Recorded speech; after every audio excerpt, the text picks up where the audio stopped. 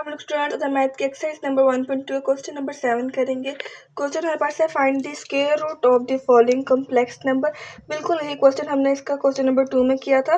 Question number 2 में same यही चीज़ थी। क्वेश्चन नंबर 2 में भी हमने कॉम्प्लेक्स नंबर का फॉर्मूला यूज़ किया था, इसमें भी देख सकते हैं बिल्कुल वही फॉर्मूला है, बिल्कुल वही स्टेप्स हैं।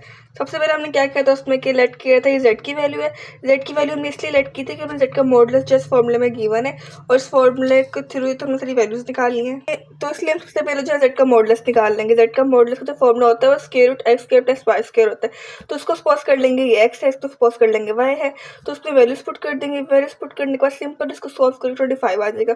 फिर बाय यूजिंग फॉर्मूला करेंगे, फॉर्मूला जो हमने वो राइट कर लेना है, ये आपकी बुक पे दिया हुआ है। अब इसमें वैल्यूज पुट कर लेंगे, इसमें भी ये करते करते करते हमारा जो है आंसर आ जाएगा। इसी तरह जो है उसका नेक्स्ट पार्ट है, इसका सेकंड पार्ट कर लेते हैं। सेकंड पार्ट भी बिल्कुल इसकी तरह ही है। सबसे पहला स्टेप मॉडुलस लेंगे, ये हमारा एक्स है, ये हमारा वाई, फॉर्मूले में वैल्यूज पुट करेंगे। फॉर्मूला हमारा square x square plus y square है।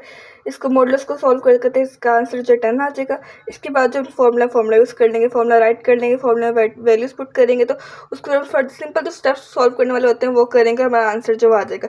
इस तरह इसका थर्ड पार्ट है। थर्ड पार्ट में यही करना है, मॉडुलस फाइंड करना है, फॉर्मूला पुट करना है और फॉर्मूला के बाद में वैल्यूज अप्लाई कर देनी है। अब इससे नेक्स्ट पेज में जो इसकी वैल्यूज अप्लाई की है वो देख लेते हैं। अब यहाँ पर जो है वैल्यूज पुट किए हैं, वैल्यूज पुट करके सिंपल वही स्टेप्स किए हैं जो बेसिक स्टेप्स होते हैं और इसका भी आंसर आ गया। फिर वो अब इसका फोर्थ पार्ट है। फोर्थ पार्ट भी सिंपल वैसे ही है। सबसे पहले जेड का मॉडुलस फाइंड करेंगे। मॉडुलस फाइंड करने के लिए जो फॉर्मूला वो लिखेंगे और उसको वैल्यूज पुट करेंगे। वैल्यूज पुट करने के बाद हमारा मॉडुलस का जो आंसर आ जाएगा। इसके फिर फॉर्मूले में वैल्यूज पुट करेंगे, वैल्यूज पुट करने के बाद ये स्टेप आएगा और फिर इसको सॉल्व प्लस प्लस करके आ जाएगा। सॉल्व करते हमारा जो है आंसर आ जाएगा।